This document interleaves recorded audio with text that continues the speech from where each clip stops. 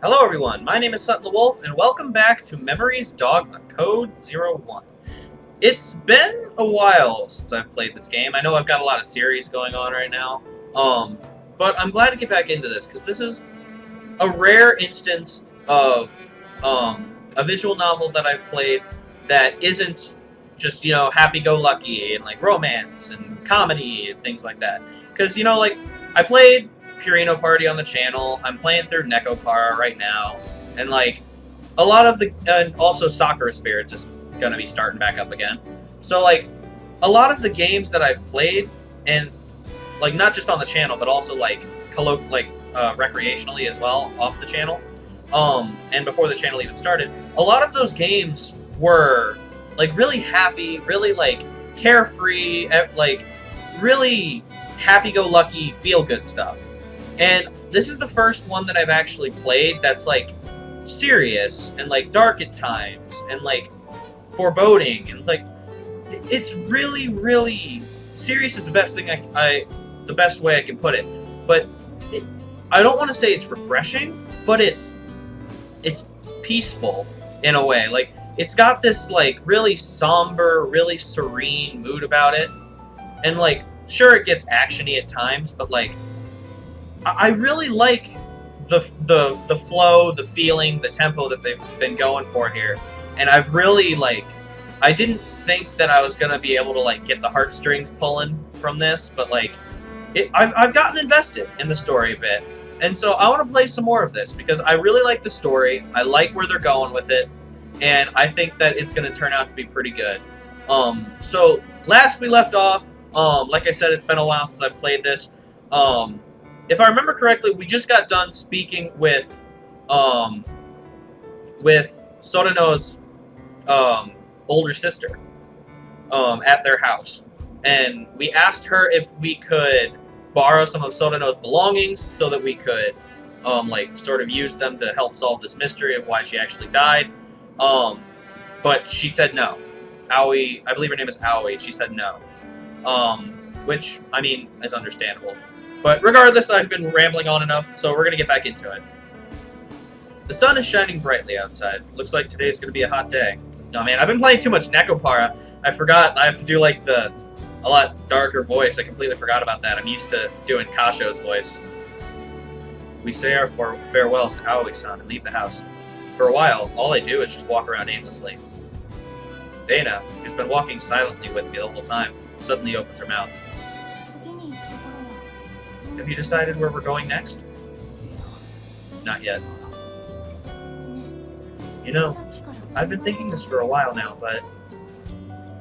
As she says that, Dana glances back and forth between my face and her own feet before finally gathering her courage. Have you been to the place where Soreno died? No, not yet. Come to think of it, I haven't once been to the place where Soreno died. No. It might be better to say I couldn't go. This is just my opinion, but I think it's worth going to see it at least. Yeah, you're probably right. Yeah, thinking about it from a serious perspective, that definitely would be the right thing. I can totally understand where Hidoki's having issues, I mean, it's your girlfriend, it's the person that you were in love with, if they just up and died, geez, how would you possibly be able to bring yourself to do that? I can only imagine how hard that must be. But looking at it from the grand scheme of things, you do want that closure. It's before, whenever he went and talked to her, for the first time after she died, he was so, refreshed to see her and hear her voice. And so I feel like that closure would be really nice. I know it might be painful for you to go there, Hiroki, but... No, you're right, Dana. We should at least check it out. Yeah. I really like Reina. They made her out to be a character that's really she started out as really aloof, really serious, and really mysterious. And she still is, don't get me wrong. She's very mysterious still, but I like how they've shown a caring side of her. I want to know more about her though. I don't know her story. Seems like Dana looks just a little relieved. I can't believe how pathetic I'm being when she was the one who had to worry about what she was saying. Alright, let's go then. Is it close to here? Yeah. As I answer the question, suddenly... hey, you two over there! Who are you? Oh, hi. I turn around in the direction of the voice and see a girl wearing a pink jacket and a miniskirt standing behind me. Okay, who are you? Do you have a minute? I mean, don't mind me, I was just going to the place where my ex-girlfriend died, like... Gee. I mean, not like she can know that. What the? As she says that, she touches the MRD on her left wrist and an AR display pops up in front of us. Oh, she's a police officer. Jeez, had me fooled. Police officer, 2nd Investigation Division, Criminal Personnel Unit. Okay. Kanzaki Haruna. Alright then. Are you a police officer? Cause you don't look the part. That's right. Kneel before the power of the law. Oh my god. Kneel before the power of the law? Did she seriously just say that? I look back at Dana. She's at a loss for words, thoroughly unable to believe what she just heard. Excuse me, but could I have a moment of your time to assist in an investigation? I can, right? It won't take long, I promise. Okay, this is kind of sketchy. What is this music in the background? Like, just listen to this for a second.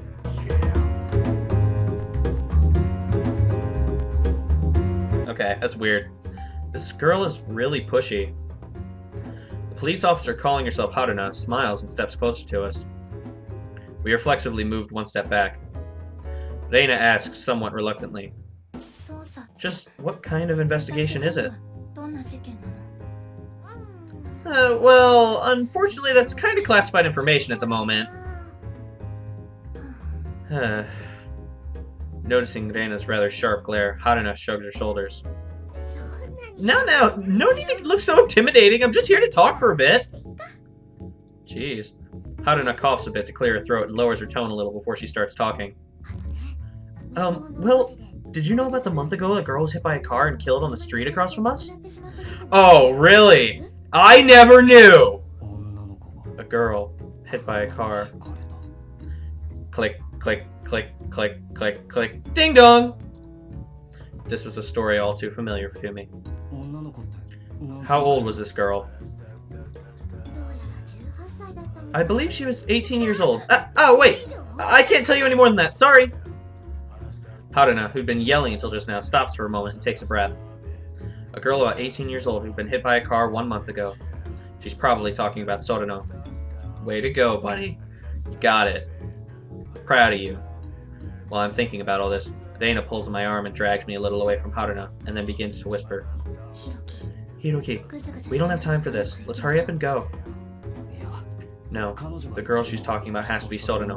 If we cooperate, we might be able to get some information out of her. Oh, okay, so we're going to be using this girl.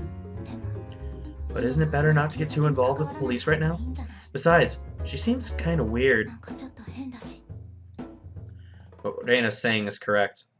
But on the other hand, I don't want to let slip a chance to get more information on Sutton. Honestly, this female police officer does seem very suspicious, but... Very well. I don't know if we'll be of any help, but we'll cooperate.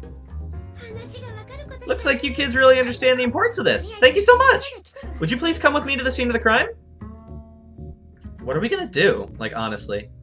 Haruna looks happy as she starts Oh, God! Sorry, guys. Haruna looks happy as she starts briskly walking. Reina suddenly whispers into my ear. I think it would be best if you don't tell her that you were Sutton's friend, Hiroki. Yeah, that's probably for the best. Just withhold as much information as you can for now. Figure out if this is legit or not. Really? If you tell her, she'll probably spend more time questioning us, which will give us less time to spend deciphering Sutton's memories. What Reina's saying makes sense. If she finds out we're related to this incident, it's quite likely we'll have to go to the police station and tell them everything we know. Got it. For now, I'll just answer the questions I'm asked. Yes, I think that would be for the best. Hey! Is something wrong, you two? Nope, not at all. We briefly exchange glances, nod slightly, and start walking after Haruna. This is all very sketchy. Are those bouquets of flowers? Just bouquets of flowers on the ground. What the hell? The place Haruna ends up bringing us to is exactly where I expected her to. It's your normal, everyday alley, situated in a corner of the city. But ever since that day, it's a place I haven't ever been able to go back to. There are a number of flowers lying on the ground near...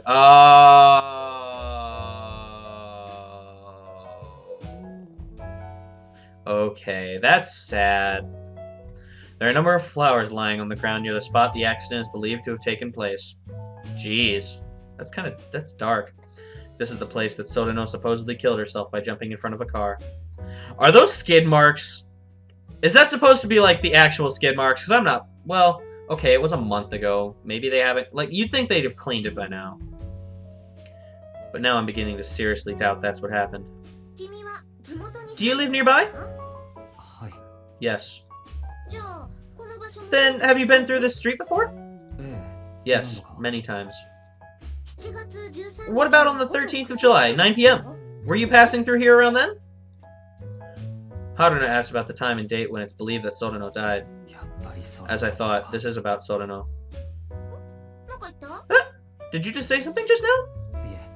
No, I didn't pass through here that day. That is the truth. If only I had been, though. I might have been able to stop this from ever happening. I see. What about you, miss? Haruna asked Reina. Reina quietly shakes her head. This is the first time I've passed through here. I see. Alas. What, was she just like randomly dragging people off the street to try and ask if they were at the scene of the crime? Either that or she just is playing dumb and knows something about us. If any of your friends happen to know anything, or you meet anyone who does, please have them contact me. With that, Haruna taps her MRD, and an AR display appeared before me. Here's my contact info. Okay, we're just police officers just giving us their contact info. Alright. Wouldn't she, like, be supposed to tell us to contact, like, the police station and not her individually? I don't know. I don't know enough about the lore system. She uses her MRD to send a contact request. The operating system that all MRDs use, Themis, allows the users to contact each other by exchanging their user information. I hit the accept button on my screen. Watch her just be like using it to track us. Now if she calls me, I'll know it's her. Haruna had sent me not just her official profile, her official police account info, but also her personal account information. Got it. If I find anything, I just need to call you on your police line, right? No, please, do it on my personal one. I want this to be my scoop. Don't bother with that one. Just contact me directly. It'll be easier if you just call me on my personal line. Oh gosh. I hope I'm not right about that. Okay. Alright, see you two later. She leaves as suddenly as she came, bursting with energy all the while. What was that all about? She was really adamant about being contacted on her personal account. Maybe she just wants to take all the credit. Ha! Called it. Even then, there's something that's bothering me about that. I think she's spying on us. Anyway, with the lively Haruna now gone, the stillness of the street feels even more pronounced. Yeah, it's really quiet. Despite the blazing heat of the sun's rays, it feels as though the air here is cold. Standing in the middle of the alleyway, I slowly close my eyes. I thought I might be able to feel a little of Sutton here, but all I can feel is the heat of the sun's rays and the wind on my cheek. That means she didn't die here! Okay. It's too quiet. Quiet and empty. What the fuck? Suddenly, a sharp pain runs through my head. Sutton. I stand there for quite some time, and at some point I begin to hear a faint rumbling. I open my eyes and see a truck rounding the corner, heading towards... What the fuck? Are we just hallucinating about her death? What the hell? If I don't get out of the way, I'll get run over. I know that, and yet... Oh my god. I simply close my eyes again. Well, damn! I think that's about as good of a fucking place to leave off as I've ever seen.